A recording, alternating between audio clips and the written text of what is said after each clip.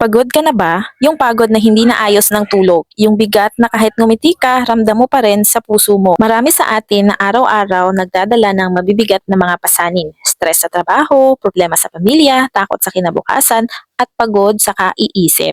Madalas, iniisip natin na kailangan kayanin mag-isa.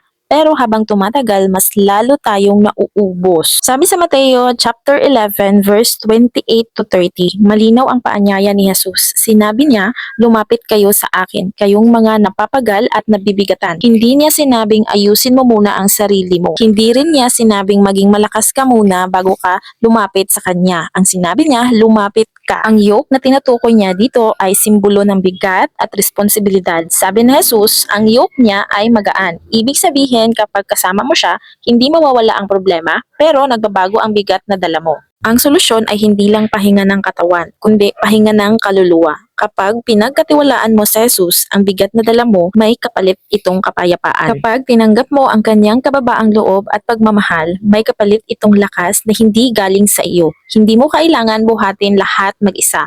May Diyos na handang umalalay, handang makinig at handang magbigay ng tunay na pahinga. Kung pagod ka ngayon, ito ang paalala. May pahinga na naghihintay sa iyo. Lumapit ka sa Diyos, ibigay mo ang bigat at hayaan mong ang Diyos ang magdala kasama mo.